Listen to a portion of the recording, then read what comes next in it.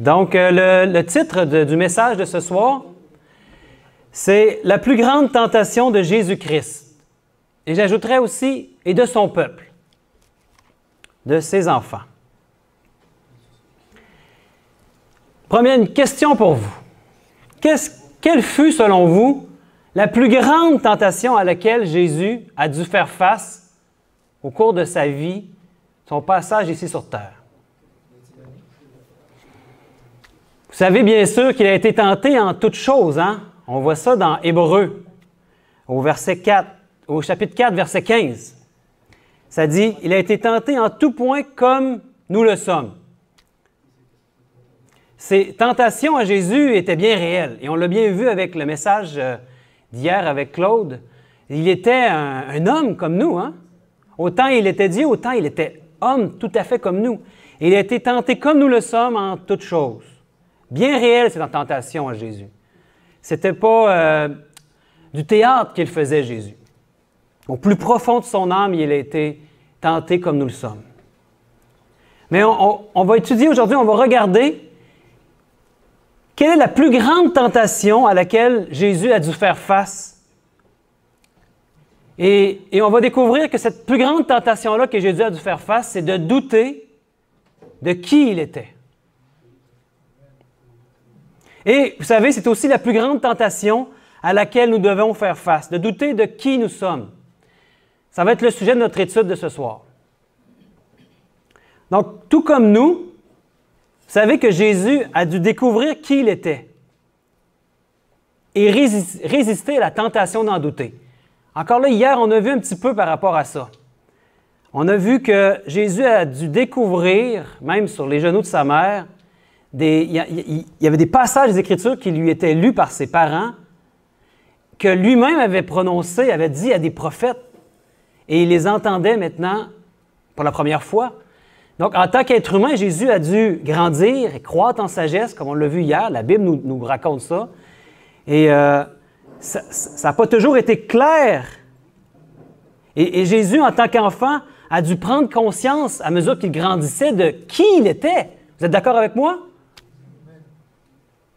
Et même quand il est arrivé au temple, vous savez ce qu'il a dit quand il avait 12 ans. Et là, ses parents le cherchaient partout. Puis là, quand ils l'ont trouvé, ils ont dit « Mais je dois m'occuper des affaires de mon père. » Je pense qu'à 12 ans, là, il avait commencé à prendre conscience de qui il était, n'est-ce pas? Et il avait compris là, qu'est-ce qui s'en venait pour lui. Il avait vu là, ce qui se passait comme rituel dans le sanctuaire. Je pense qu'il avait compris que c'était lui qui était destiné à être l'agneau de Dieu. Mais il a dû découvrir qui il était, Jésus. Puis il aurait pu penser, en tant qu'être humain, Jésus, il était quand même dans un corps humain comme nous. Il aurait pu penser qu'il était fou de s'imaginer ça, qu'il était le Fils de Dieu. Il y en a, vous savez, qui s'imaginent qu'ils sont Napoléon ou Cléopâtre. Hein? C'est une maladie mentale, ça. Ils s'imaginent qu'ils sont un grand personnage. Vous connaissez ça? C'est pas très courant, là, mais ça existe. Il aurait pu penser qu'il était fou. Donc, Jésus a vraiment dû découvrir qui il était. Lorsqu'il est arrivé, Jésus, dans le territoire de Césarée de Philippe, il a demandé à ses disciples la question suivante. Dans Matthieu 16, 13, il dit « Qui dit-on que je suis, moi, le Fils de l'homme? » Je ne me souviens plus avec qui je discutais, je pense que c'était avec le pasteur Fernand. Hein? Il a posé une question ouverte. C'est bien de poser une question ouverte. Hein? En réalité, probablement qu'il savait la réponse, mais il voulait savoir ce qu'eux pensaient. Et donc, il leur demande en fait de lui donner à Jésus un compte-rendu de ce qu'avaient entendu les gens de lui. Et là, il y en a qui disaient, il y en a qui disent que tu es un prophète, Élie, ou Jean-Baptiste, ou Jérémie, autre prophète aussi. Et il y en a même qui ont osé dire, il y en a qui pensent que tu es le Messie. Et vous le savez, aujourd'hui, les gens croient toutes sortes de choses sur Jésus. Si vous demandez aujourd'hui à quelqu'un qui est Jésus, certains diront « Ah, c'est un homme bon ». D'autres « Ah, c'est un grand prophète ». D'autres, ils vont dire « Ah, on n'est pas certain à son sujet ». C'est sûr, on ne peut pas nier que Jésus est venu, hein, parce que, comme dit souvent notre frère Xavier, on est en 2020 après Jésus-Christ. Toute la planète est au courant qu'il y a eu un Jésus. Mais qui était Jésus? Ça, c'est une autre question que les gens devraient se poser. Et les gens, les disciples maintenant, ils ont demandé, mais qui vous dites qui je suis, moi? Et finalement, Pierre a dit, hein, tu es le Fils de Dieu. Mais il y a beaucoup de confusion au sujet de Jésus.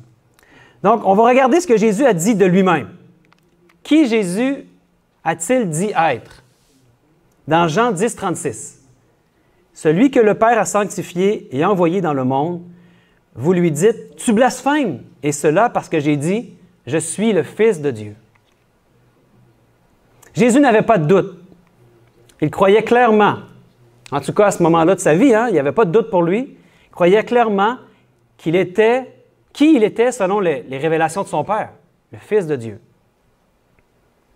Le fait d'être le Fils de Dieu était si important, vous savez, que le Père l'a identifié ici avec une voix audible provenant du ciel. À quel moment ça s'est passé, ça?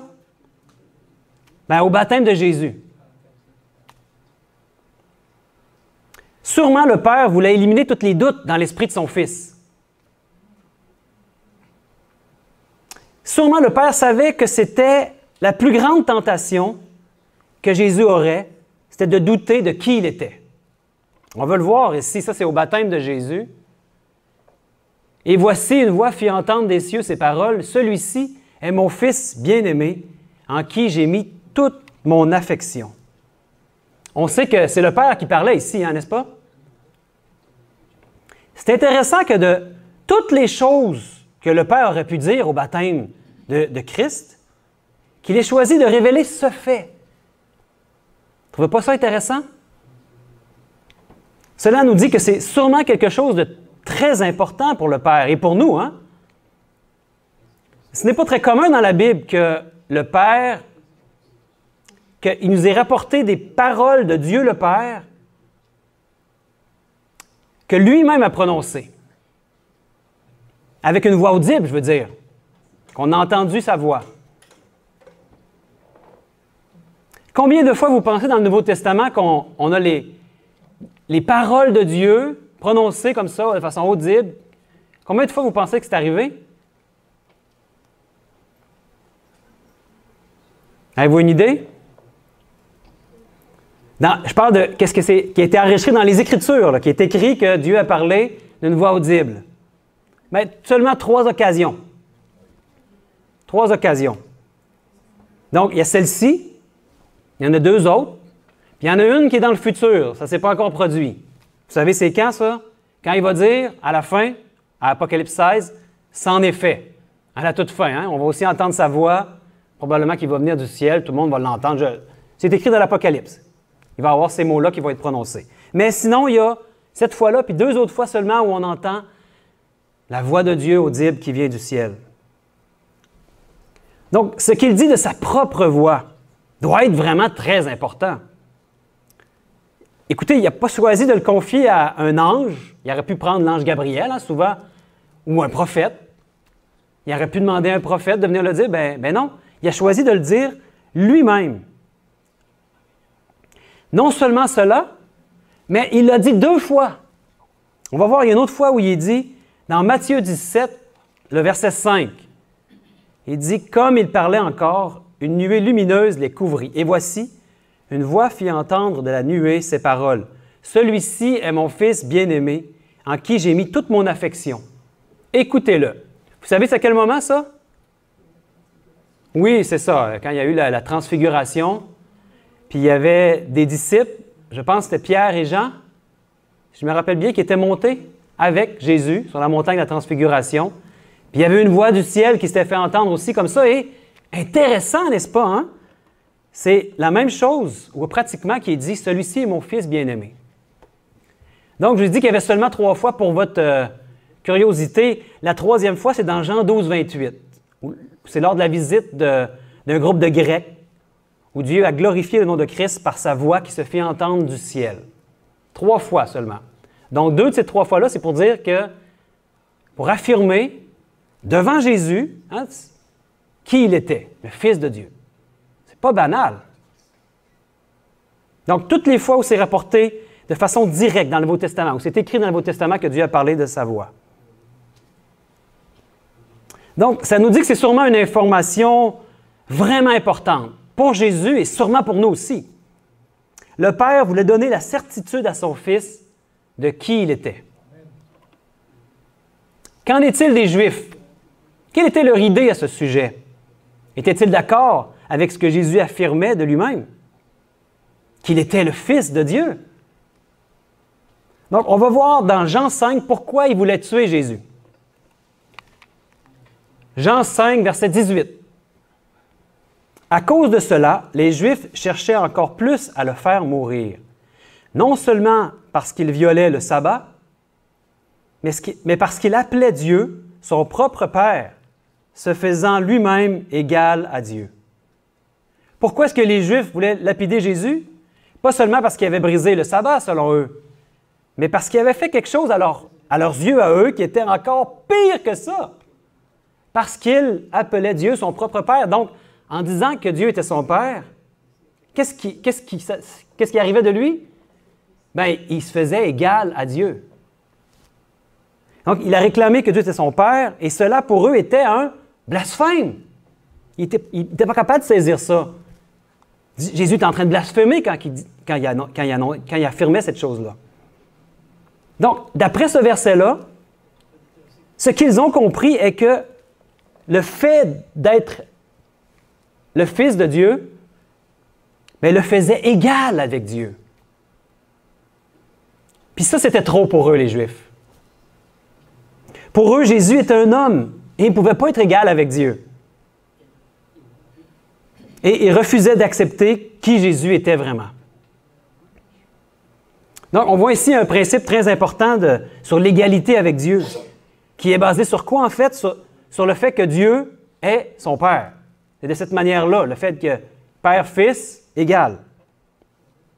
C'est très important parce que si le diable veut attaquer l'égalité de Christ, ou s'il veut attaquer la divinité de Christ, parce que c'est de quoi il s'agit ici, hein, bien, qu'est-ce qu'il doit attaquer, en fait? C'est ça la question. Il doit attaquer la fondation de cette égalité, c'est-à-dire la relation de filiation qu'il y a entre le Christ et son Père. S'il est le Fils, cela signifie qu'il est de la même nature divine que son Père. Vous me suivez jusque-là? Et vous savez, c'est exactement ce que Satan a fait dans le désert. Dans le désert, il y a eu combien de tentations? 3 tentations. Et ça s'est produit quand est-ce, tentation? Bien, il avait jeûné pendant 40 jours. Il y avait eu son baptême, où là, il avait entendu son père lui affirmer, probablement pour lui enlever les doutes, lui affirmer qu'il était le Fils de Dieu. Et puis là, 40 jours plus tard, 40 jours de jeûne, imaginez, c'est 6 semaines de jeûne. Je connais des gens qui ont jeûné 20 jours, hein, Claude? Moi, j'ai déjà jeûné 7 jours. Mais 40 jours, sûrement, il s'était pratiqué avant. Ça, c'est une petite parenthèse, là. Je pense que dans les derniers jours, on doit apprendre à jeûner. Jésus le faisait. Et il était un humain comme nous, hein? Il a passé au travers. Et donc, après 40 jours de jeûne, il arrive au désert. Et c'est là que Satan lui amène les 3 tentations. Qu'est-ce qui lui amène comme tentation? On les connaît bien, les tentations. Mais avez-vous remarqué ce qui est dit? On va le prendre dans Luc 4, au verset 3. Le diable lui dit, « Si tu es le Fils de Dieu, ordonne à cette pierre qu'elle devienne du pain. » Quelle était l'attaque de Satan ici? Il l'attaque sur quoi, en fait? Il l'attaque sur son identité de qui était le Christ. En faisant cela, en fait, il veut attaquer l'égalité et la divinité de Christ. Il dit, « Je ne crois pas que tu es le Fils de Dieu », si on paraphrase. Il est en train de dire, « Prouve-le-moi ». Puis ça, c'était juste 40 jours après que le Père lui a parlé lors de son baptême pour lui dire qu'il était son Fils. Et combien de fois le diable a posé cette question dans le désert? Si tu es le Fils de Dieu? Il y a une autre fois aussi, 2 fois. 2 fois sur les 3 tentations où il a attaqué sa divinité. Il a attaqué le fait qu'il était le Fils de Dieu. C'est là-dessus qu'il jouait. prouve-le si tu es le Fils de Dieu.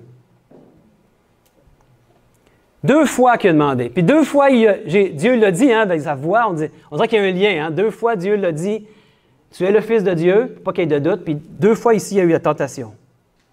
L'ennemi essayait de mettre le doute dans l'esprit du Christ. Satan voulait faire douter Jésus, homme, de sa position qu'il avait auprès du Père en tant que Fils de Dieu. La tentation était la plus intense qu'il soit de fermer la bouche de Satan à ce moment-là, de lui prouver qu'il était bien de nature divine et qu'il était le Fils de Dieu. Et que ça devait être tentant de lui prouver à Satan hein, pour lui fermer la bouche, puis de lui montrer qui il était. C'était la plus grande tentation que Jésus a jamais eue, de douter de qui il était. Puis là, ici, il y avait une manière de lui prouver de qui il était. Mais Satan voulait lui faire douter. Satan, il est le grand manipulateur. Il veut nous séduire, il veut nous tromper. Mais il devait vaincre le diable de la même manière que nous, par la foi.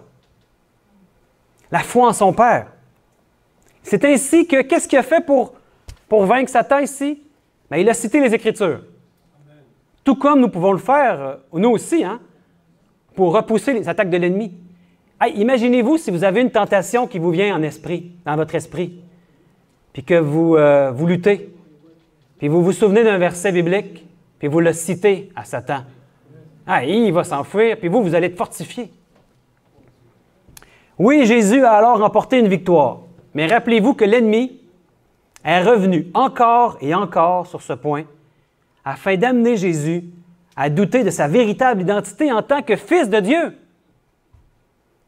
Enfin, à la toute fin, quelque chose s'est produit, un petit peu avant qu'il aille sur la croix. Ça l'a sûrement aidé à cristalliser tout cela dans son esprit et dans son cœur, pour enlever tous les doutes qu'il y avait en lui.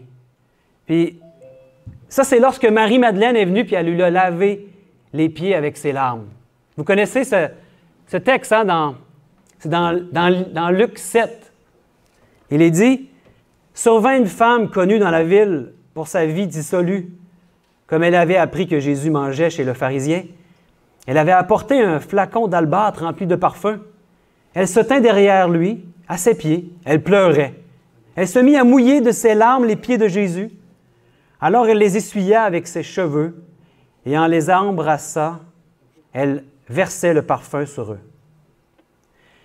Jésus a sûrement réalisé quelque chose de très important à ce moment-là. Je crois qu'il a réalisé qu'il était la seule personne dans toute l'histoire du monde à être honorée ainsi. Vous savez, personne, pas même Alexandre le Grand, n'avait jamais eu les pieds lavés par des larmes humaines. Oui, Jésus s'est rendu compte de qui il était. Ça l'a vraiment cristallisé, là, enlevé tous les doutes. Il était le roi des rois, le Seigneur des seigneurs. Amen. Et maintenant, il était prêt pour Jean 13. Qu'est-ce qui se passe dans Jean 13? C'est le dernier souper. On parlait de souper cet après-midi, mais là, il y a eu le dernier souper avec ses disciples. À ce dernier souper, Jésus a mis le comble à son amour, nous dit les Écritures. Et qu'est-ce qu'il a fait? Il s'est levé et il a mis de côté sa robe. Et sachant pleinement qui il était, il savait qu'il était le roi des rois, le Seigneur des seigneurs, mais il s'est humilié quand même. Puis il s'est levé puis il a lavé le pied de ses disciples. Pour faire cela, il n'aurait pas pu le faire sans avoir la certitude de qui il était. Vous savez, c'était qui lavait les pieds des disciples dans le temps? C'était pas le plus élevé du groupe. Parce que, écoutez, ils marchaient avec leurs sandales dans le sable toute la journée. Leurs pieds étaient très sales. Puis celui qui devait laver les pieds des disciples d'un groupe, peu importe le groupe, c'était celui qui était l'esclave ou celui qui était le plus bas parmi eux. Hein? Et là, ils se regardaient tous. Qui va laver les pieds des disciples? Hein? Il n'y avait pas d'esclaves. Et Jésus, contre toute attente, se lève. Lui, le roi des rois, le Seigneur des seigneurs, c'est lui qui va laver les pieds de ses disciples. Et il avait conscience de qui il était. Imaginez-vous. Qu'est-ce qu'il est venu nous montrer, notre Sauveur? Il n'aurait jamais pu affronter la croix sans avoir cette assurance de qui il était. Et même sur la croix, cette dernière tentation lui a été lancée. Vous savez ce qui a été lancé à la croix? Dans Marc 15, on peut voir ça. Il est dit, les passants l'injuriaient et secouaient la tête et disant, « Hé, toi qui détruis le temple et qui le rebâtis en 3 jours, sauve-toi toi-même en descendant de la croix. » C'est Satan ici qui parle au travers de ces gens qui injurent Jésus, n'est-ce pas? Et qu'est-ce qu'il est en train de dire à Jésus? « Hey, si tu es le Fils de Dieu, là, ben, tu es capable de te sauver toi-même. Vas-y, descends de la croix, sauve-toi toi-même. » Encore là, il voulait faire douter Jésus de qui il était. Puis que Jésus dit, « Hey, je vais le prouver qui je suis. » Les principaux sacrificateurs qui étaient là aussi, avec les scribes, se moquaient entre eux et disaient, « Il a sauvé les autres et il ne peut se sauver lui-même. Que le Christ, le roi d'Israël, descende maintenant de la croix, afin que nous voyions et que nous croyions. » Ceux qui étaient crucifiés avec lui l'insultaient aussi. Et lui, le roi des rois, le Seigneur des seigneurs, est en train de se faire insulter sur la croix alors qu'il est en train de sauver les gens qui l'insultent. C'est fort, hein? Quand on pense à ça, ça nous donne le goût de pleurer. C'est comme, hey, quelle injustice! Donc, Jésus devait vraiment avoir une totale confiance en son Père, de ce qui lui a été révélé pendant sa vie d'être humain sur cette terre, qu'il était le Fils de Dieu. Et Satan a dû essayer des centaines, des milliers de fois de lui faire douter de qui il était, de plein de manières. Et il en est arrivé à la fin, sur la croix, puis il fallait qu'il y ait une totale conviction qu'il était le Fils de Dieu, sinon il n'aurait jamais passé au travers. Et nous, maintenant, et vous, qui êtes-vous? Le savez-vous vraiment? On ne peut pas être vraiment humble jusqu'à ce qu'on réalise notre véritable identité en Christ, rachetée par son sang. Je crois que notre plus grande tentation, à nous aussi, comme Jésus, c'est de douter de qui nous sommes vraiment. Qu'est-ce qu'on est en Jésus? Des enfants de Dieu. Le saviez-vous que vous êtes des enfants de Dieu? Puissions-nous ne pas être des enfants rebelles, mais des fils et des filles de Dieu, héritiers de la promesse. J'ai un texte qu'on va prendre le temps de regarder dans Galates 4 qui va nous parler de ce fait-là. Galates 4, on va voir les versets 1 à 7 pour voir bien le contexte. Il est écrit. Illustrons ce que je veux dire. C'est Paul qui s'adresse aux Galates. Il dit, aussi longtemps que l'héritier est un enfant, il ne se distingue en rien d'un esclave. Bien qu'il soit le propriétaire de tout le patrimoine, il reste soumis à l'autorité de tuteur et d'intendant jusqu'au terme fixé par son père. Nous aussi, lorsque nous étions des enfants, nous étions de même asservis aux principes élémentaires qui régissent la vie dans ce monde. Mais, lorsque le moment fixé par Dieu est arrivé, il a envoyé son Fils, Jésus, né d'une femme et placé par sa naissance sous le régime de la loi, pour libérer ceux qui étaient soumis à ce régime. Il nous a ainsi permis d'être adoptés par Dieu comme ses fils. Puisque vous êtes bien ses fils, Dieu a envoyé dans nos cœurs l'esprit de son Fils qui crie « Abba », qui veut dire « Père ». Ainsi donc, tu n'es plus esclave, mais fils. Et puisque tu es fils, tu es héritier des biens promis grâce à Dieu. Donc, qu'est-ce qu'on est? On est des enfants de Dieu. On l'a vu ici, il parle des enfants. Il dit qu'un enfant, il reste esclave, hein, aussi longtemps que l'héritier est un enfant, il ne se distingue en rien d'un esclave. Et en réalité, nous sommes tous ses enfants. Dans le texte, Dieu a envoyé son Fils sous la loi afin de libérer, ici on l'a vu, ceux qui étaient sous le régime de la loi. Sous ce régime, on parle de... C'était quoi ce régime-là? Qui était sous ce régime de la loi?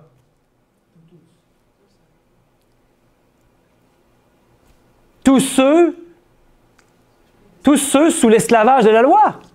C'est ce que vous voyez ici. Qui était sous le régime de la loi? Bien, tous ceux qui étaient esclaves de la loi. Mais qui était esclave de la loi? Tous les humains que cette terre a portés. Est-ce que quelqu'un sur cette terre qui n'est pas esclave de la loi, en fait, qui n'a pas cette nature de péché que nous avons tous? Donc, qui sont les héritiers de la promesse? Qui donc Dieu a-t-il adopté comme ses fils et ses filles, comme c'est mentionné ici? Qui? Ben oui, toute la race humaine. Toute la race humaine a été adoptée, est héritier de la promesse. Est-ce que ça vous surprend? Peut-être vous pensiez que c'était juste ceux qui allaient à l'Église. Juste les gentils chrétiens.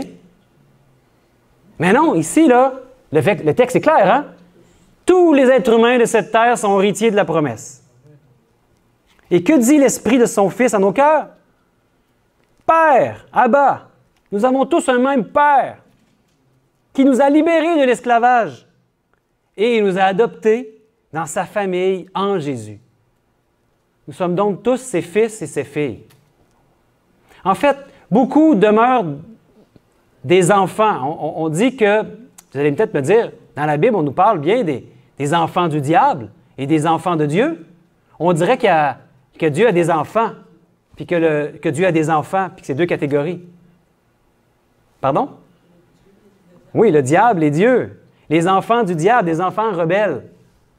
Mais d'après ce qu'on voit ici, il y a une catégorie d'enfants. Écoutez, ce n'est pas parce que votre enfant, tout d'un coup, vous est rebelle, qu'il n'est plus votre enfant, n'est-ce pas? Est-ce qu'il y en a ici qui ont des enfants? Puis qui décident tout d'un coup, « Hey, moi, là, le père, là, j'en peux plus, là, je m'en vais, puis tu n'existes même plus pour moi. Tu n'es même plus mon père, je ne vais plus te voir jamais. » Bien, le père, il laisse libre son enfant. Peut-être qu'il ne verra plus jamais de sa vie, mais je suis sûr que le père va continuer à penser à son enfant, à prier pour lui. Est-ce qu'il va un jour cesser d'être son enfant parce qu'il est rebelle? Non. Ben non, c'est certain que non. Donc, toute la race humaine a été adoptée dans la famille de Dieu. Nous sommes tous maintenant élevés au niveau des enfants de Dieu. Mais on va le voir plus tard, que ce que l'univers tout entier attend, c'est la révélation des fils et des filles de Dieu. Réaliser que nous sommes héritiers. Et si nous restons des enfants, nous ne sommes pas mieux que des esclaves, le texte nous disait. Mais nous réalisons qui nous sommes des enfants de Dieu et il veut que nous devenions des fils, ses fils et ses filles. Et vous savez, Jésus, il appelle son fils et il veut nous appeler nous aussi ses fils et ses filles. Ouh! Wow! Hey, ça, c'est du costaud. Donc, l'Esprit dit à notre cœur, Père. Et nous avons un même Père, le même Père que Jésus, en fait. Avez-vous conscience de ça? Et il nous a libérés de l'esclavage et adoptés dans sa famille, en Jésus. Hey, ça, c'était pas possible sans Jésus, hein? Donc, on est tous ses fils et ses filles. Le saviez-vous? Connaissiez-vous qui vous êtes, votre identité? Avez-vous pris conscience de ça? Ce n'est pas par nos mérites, hein? Mais seulement par les mérites de Jésus-Christ et par sa grâce. Et comme Jésus, on doit découvrir et accepter par la foi qui nous sommes. Beaucoup d'êtres humains sur cette terre, quand Jésus va revenir, malgré que Dieu va leur avoir dit qui ils sont, il va les avoir attirés à eux, ils vont avoir refusé cette position-là en Jésus, d'avoir été adoptés dans la famille de Dieu et d'être considérés comme ses enfants. Et est-ce que Dieu va les prendre avec eux? Mais non, ils respectent leur choix et un jour, ils vont clairement devenir des enfants du diable et ils vont plus pouvoir devenir des enfants de Dieu. Ils vont avoir fait leur choix et ça va se décider à un moment donné quand la porte de la grâce va se fermer. Puis Jésus va revenir chercher son peuple. Et il y en a qui vont vouloir rester du côté du diable. Mais est-ce que ça fait en sorte qu'ils ne sont pas les enfants de Dieu? En fait, ceux qui vont être perdus à la fin, qui vont avoir la perdition éternelle, c'est tous des enfants de Dieu qui ont décidé de ne pas vouloir de ce que Jésus du don que Jésus leur a donné. Le don de Jésus, en fait, lui-même, qui s'est donné pour nous. Satan va tout faire pour nous faire douter de cette position qui est la nôtre d'être des fils et des filles de Dieu. Malheureusement, la majorité des êtres humains de cette terre ne savent pas qui ils sont aujourd'hui. On est obligé de constater ça, hein? Ils résistent dans leur cœur à l'attraction remplie d'amour de l'Esprit du Fils de Dieu qui crie « Abba », c'est-à-dire « Père ». Tout comme Jésus, on doit aussi résister au malin, en utilisant les Écritures s'il le faut, qui nous disent clairement qui nous sommes. Savez-vous qui vous êtes? En ces temps de la fin, Dieu veut faire de son peuple un peuple de messagers pour annoncer l'Évangile éternel. Le message des 3 anges d'Apocalypse 14. Et c'est sûrement une bonne façon d'approcher les gens, d'aller voir un ami quand le moment est propice et que la discussion va dans ce sens. On peut dire à quelqu'un « Savais-tu que tu es un enfant de Dieu? » Pour voir qu'est-ce que la personne va dire. Est-ce que tu as pris conscience que tu es un enfant de Dieu? Ah, ouais, je ne savais pas. Puis peut-être que la personne, ça va faire un déclic dans le cerveau. Hey, je ne me suis jamais arrêté à ça. Hey, je suis peut-être vraiment un enfant de Dieu. Puis là, peut-être que ça va faire son chemin, puis la personne va continuer à se laisser attirer par Dieu. Essayez-le, voir. Es-tu un enfant de Dieu? Vous l'avez trouvé qui vous êtes, hein, n'est-ce pas? Amen. Avez-vous trouvé? Avez-vous encore un doute? Mais Satan va encore essayer de vous faire douter de qui vous êtes. Ça, il l'a fait avec Jésus toute sa vie. Il va le faire encore avec vous, c'est sûr. D'essayer de vous faire douter de qui vous êtes. Mais maintenant que vous êtes réveillés là, par rapport à qui vous êtes, aidez d'autres. Moi, je pense que c'est ça notre mission à nous, les chrétiens. C'est d'aider d'autres à se réveiller, à prendre conscience de qui ils sont en Jésus, des enfants de Dieu. Hey, ça, c'est une belle mission, hein? Êtes-vous content d'avoir cette mission-là? Hey!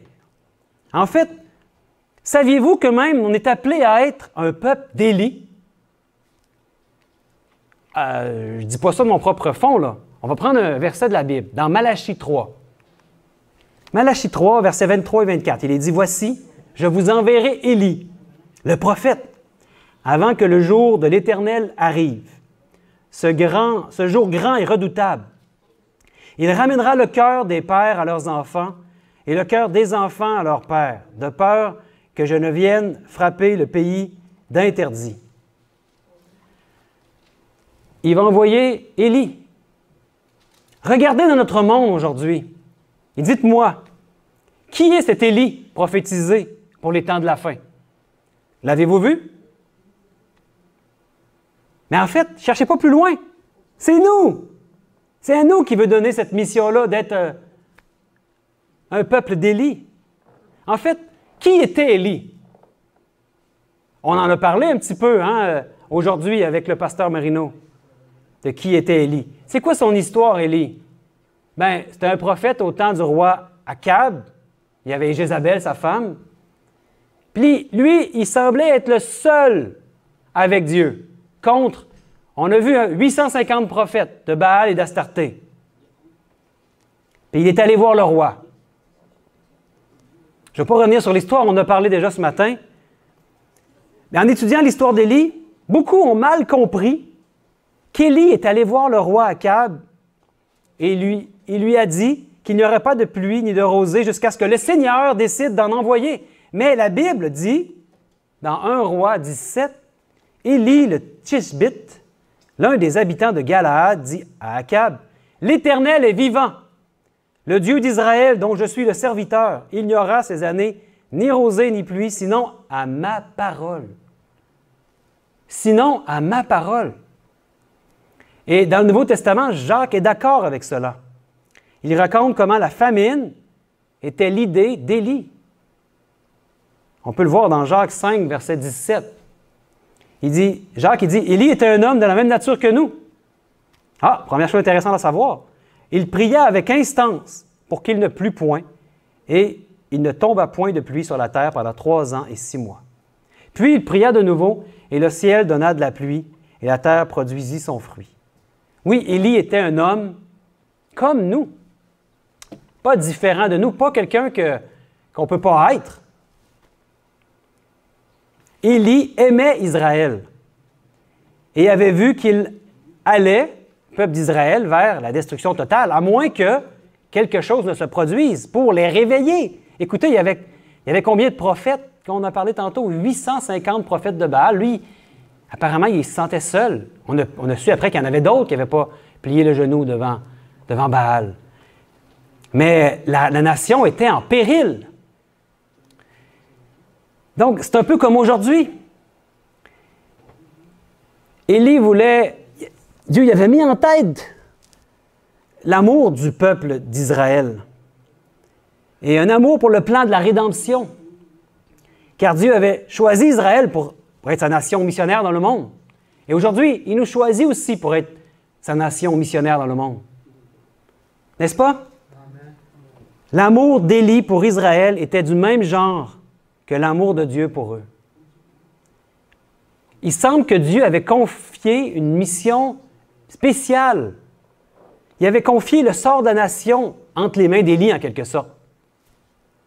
On a vu ça, hein, quand il y a eu le feu qui est descendu du ciel puis qui a fait brûler le sacrifice sur l'autel alors qu'il y avait de l'eau partout, que tout était mouillé, puis les prophètes n'ont pas réussi. Écoutez, si ça ne fonctionnait pas, là, si Élie n'était pas connecté avec Dieu, qu'est-ce qui serait arrivé avec la nation d'Israël? Il aurait été du côté de Baal, peut-être. C'était un moment critique. Et Dieu veut nous confier à nous aussi d'être les Élie des derniers jours.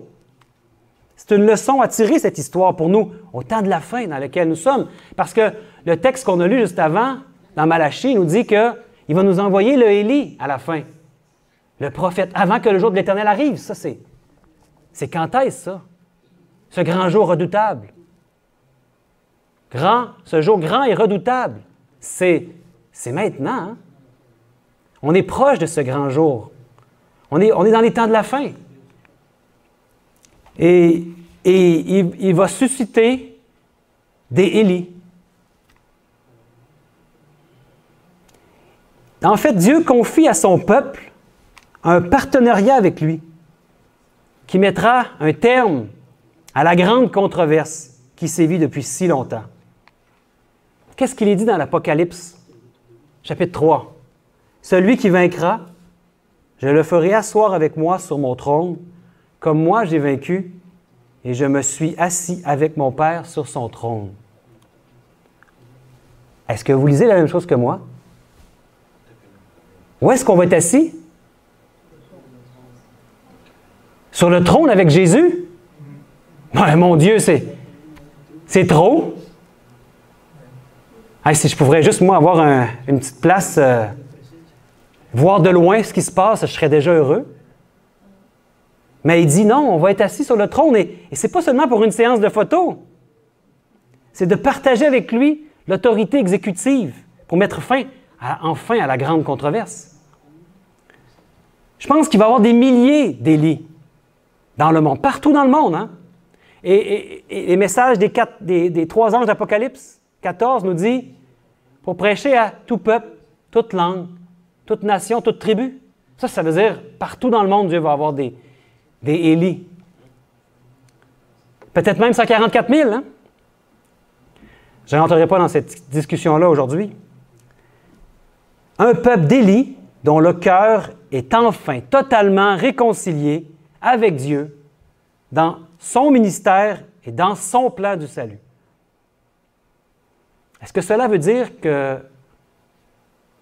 le Seigneur a besoin de notre aide? Le Seigneur a-t-il besoin que les humains fassent ce qu'il veut faire sur la terre comme au ciel? Vous savez cette prière de Jésus? Notre Père, qui es aux cieux, que ton nom soit sanctifié, que ta volonté soit faite sur la terre comme au ciel.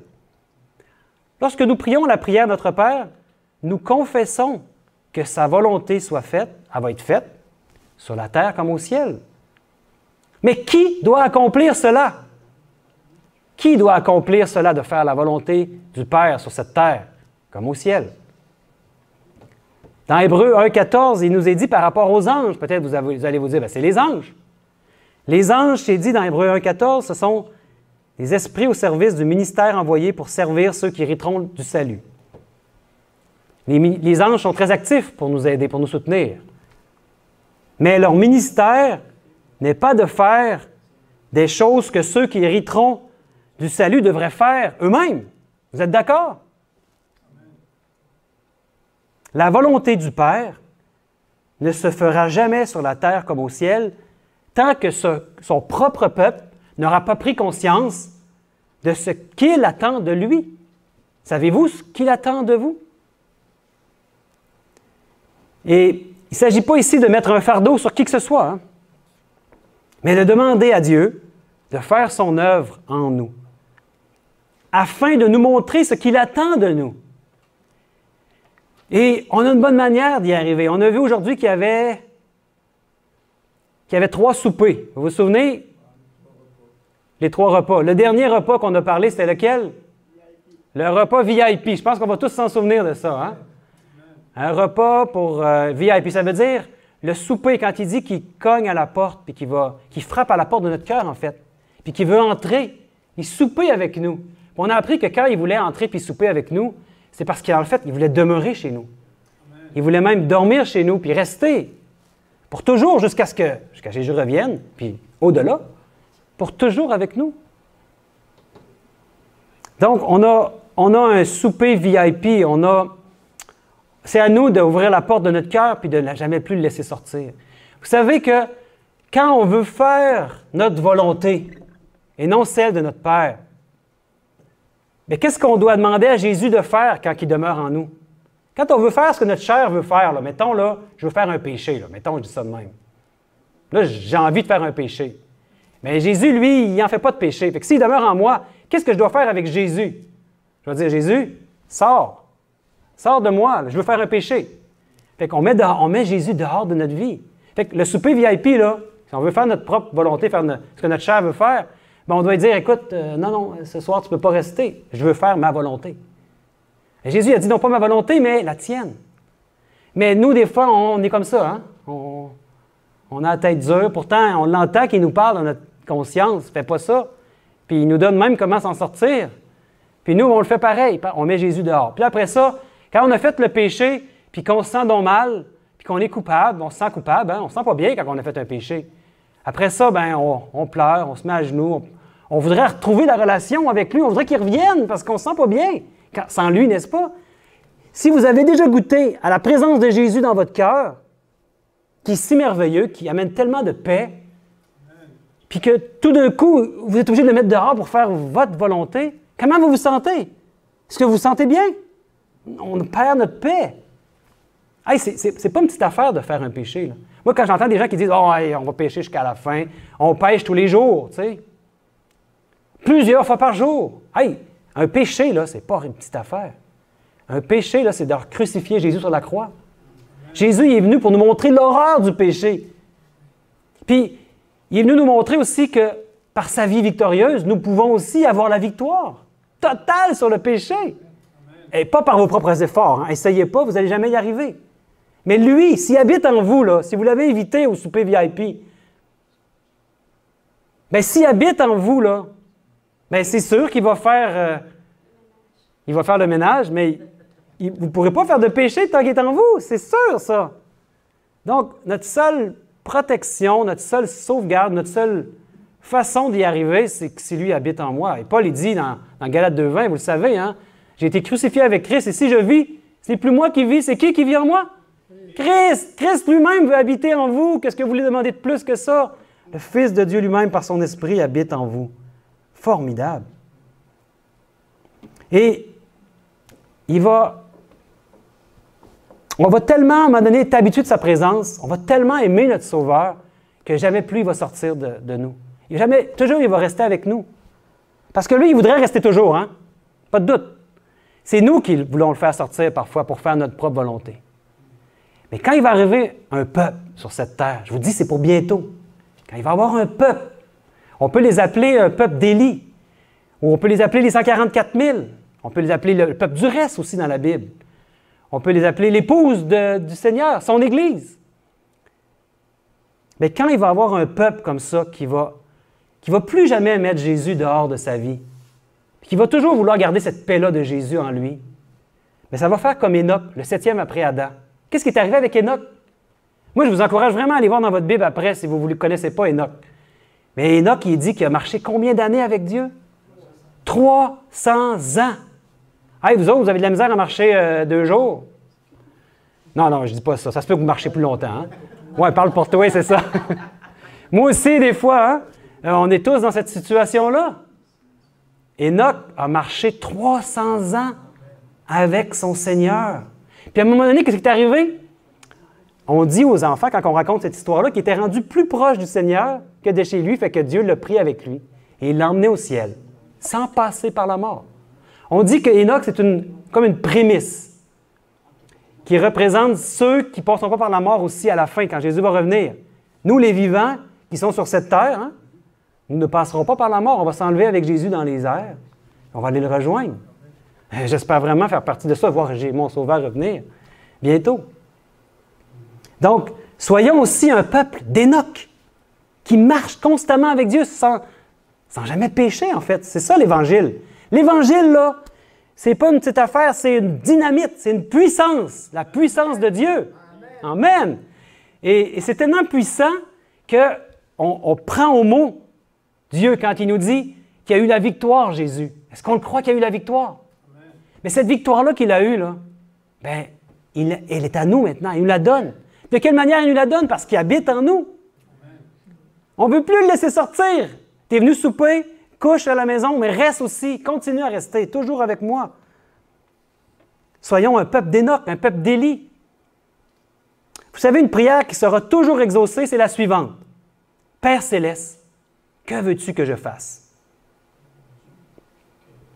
Vous savez, il peut s'agir d'un appel téléphonique que ça fait longtemps que vous remettez, vous savez que vous devez faire cet appel-là. Vous l'avez repoussé. Pour faire cet appel-là, bien, il va falloir mettre votre ego de côté. Peut-être c'est un courriel. Il y a un ami là, qui a besoin d'encouragement, puis il y a quelque chose qui vous dit « Écris donc un petit courriel ». Bien, ça, c'est Dieu hein, qui vous le dit, en passant. La petite voix qui vous dit « Écris donc quelque chose, l'encourager ».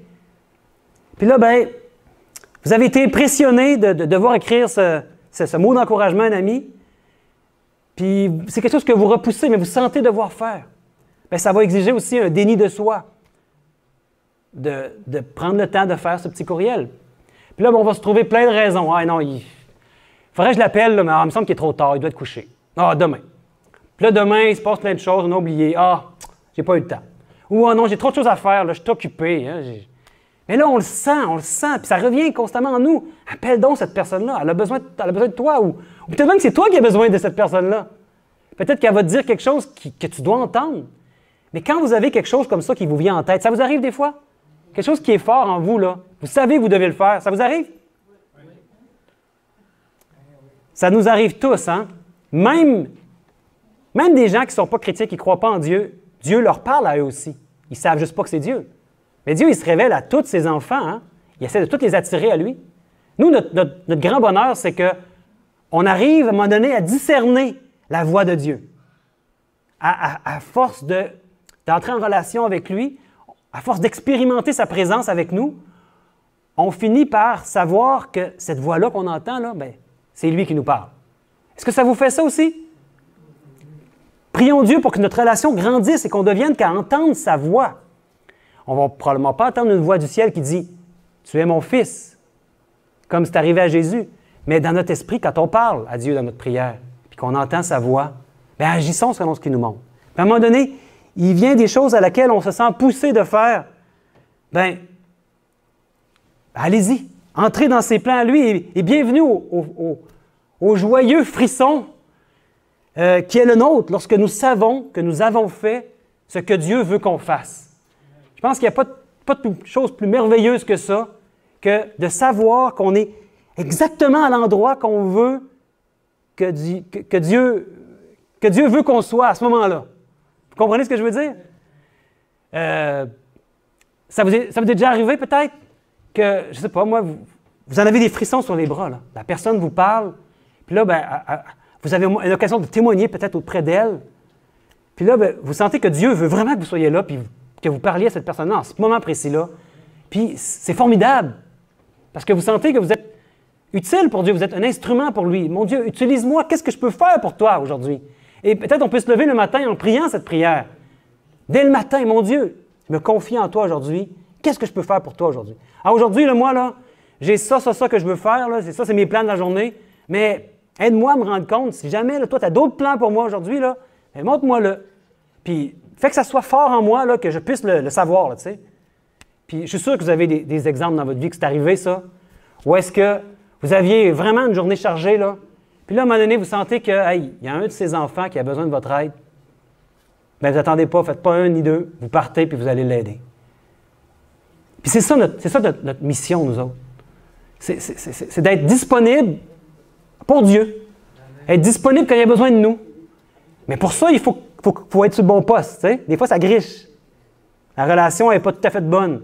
Mais là, notre manière, nous, d'entrer en relation avec lui, c'est de trouver le bon poste, puis entendre sa voix, de savoir quand est-ce qu'il nous parle.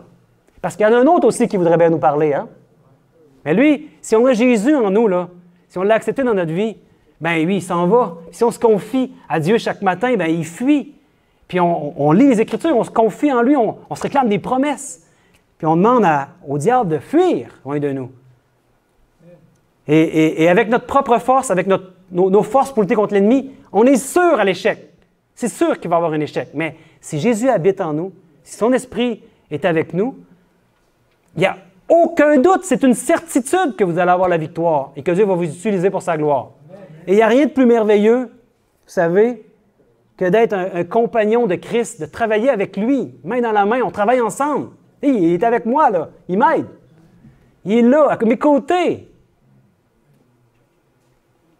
Puis, je pense qu'il n'y a pas de plus grand honneur que de savoir qu'on travaille pour le maître de l'univers. Hey, ça, c'est quelque chose. Moi je travaille pour... Je travaille pour une entreprise au Québec, puis mon patron, je l'apprécie beaucoup, je le respecte énormément, puis je l'aime, je prie pour lui-même. Puis je suis content de travailler pour lui, je suis fier de travailler pour lui, c'est une entreprise québécoise, puis... mais, écoutez, comparé à travailler pour le maître de l'univers, il n'y a pas de différence, il n'y a pas de comparaison, je veux dire. Avez-vous conscience de qui vous êtes, que vous pouvez travailler pour le maître de l'univers, le créateur des cieux et de la terre? Ouh! C'est pas rien, mes frères et sœurs. C'est notre Père, amen. Vous savez, quand nous, on fait le travail que le Père nous a désigné, nous a mis en tête et nous montre de faire, qu'est-ce qu'ils font les anges? Ils se retirent en profond respect. Allez-y, c'est nous qui devons faire le travail. C'est à nous que Dieu a confié le travail de la dernière mission sur cette terre, le dernier message à proclamer en témoignage de toutes les nations. Vous savez, vous êtes tellement précieux pour Dieu. Dieu le Père a donné ce qu'il avait le plus cher au ciel pour nous, c'est-à-dire son propre Fils. Ne laissez pas l'ennemi vous tromper.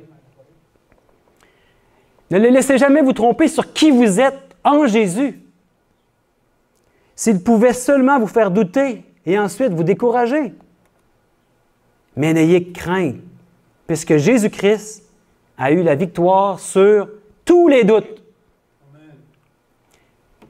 Tous les doutes de qui il était. Et nous avons en lui cette même victoire également de n'avoir aucun doute de qui nous sommes vraiment. Des fils et des filles de Dieu. C'est en Christ que nous avons cette victoire-là aussi. Lui seul nous donne la victoire. Jésus-Christ, par son esprit en nous. Il a promis qu'il serait avec nous tous les jours. Est-ce qu'il y a une journée qui ne sera pas avec nous? Il va être avec nous quand? Tous les jours, jusqu'à la fin du monde. Donc, n'attendons pas une manifestation surnaturelle. Il est avec nous en ce moment.